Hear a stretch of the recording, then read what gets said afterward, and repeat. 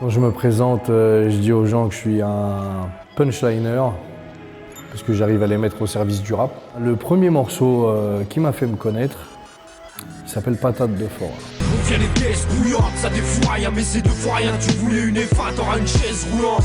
Patate de forain, tu vas partir avec deux forains. Dans Pontoise, dans la rue du Hall Saint-Martin, il y a une fête foraine tous les ans qui s'appelle la Foire Saint-Martin. Nous, on a grandi avec ça, les fêtes foraines. Et il y a des camps de gitans aussi qui s'appellent le Niglo. Ils l'ont appelé comme ça, je pense, le camp, parce que Niglo, ça veut dire hérisson, et c'est le symbole du voyageur. Parce que l'hérisson, c'est un animal qui vit libre et qui se suicide quand on l'enferme, en fait. Il ne supporte pas d'être enfermé. Je me suis inspiré de l'univers un peu voyageur, gitan, par rapport à cette proximité qu'on avait avec eux.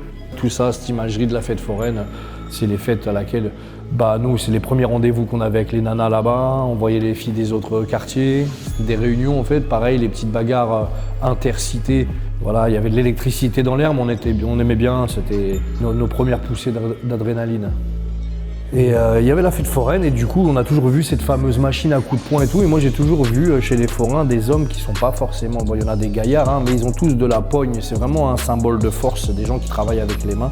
Et je peux te dire que pour démonter et remonter un manège à main nue, qu'ils ont de la force dans les mains. J'ai toujours aimé travailler mes textes avec de l'image. La patate, c'est de la force dans tout, tu vois, avoir la patate pour aller au travail, le son, il est patate, c'est un son qui cogne. Voilà, c'est vraiment la métaphore du son qui cogne. J'aurais pu aussi partir dans avant-bras de déménageurs bretons ou quelque chose comme ça, mais je trouvais que patate de forain, ça sonnait, ça coulait de source en fait. C'est une expression qui, les mots, comment ils s'emboîtent, c'est comme s'il avait toujours existé. J'ai réussi à mettre le doigt sur ça et ça a vachement impacté les gens. Du coup, ça a eu son effet. Ils ont cru à ce moment-là. Quand j'ai tourné le clip, pourtant c'était pas dans une fête foraine, c'était pas dans un campement de gitans, ni dans les caravanes, c'était en plein milieu d'une cité. Mais on aime mettre des étiquettes et mettre les rappeurs dans les cases et tout de suite on a dit « Ah, Seth Gecko, c'est le rappeur forain ». Pourtant, moi, c'était juste l'image de dire voilà, c'est un morceau patate qui rentre dedans, c'est offensif.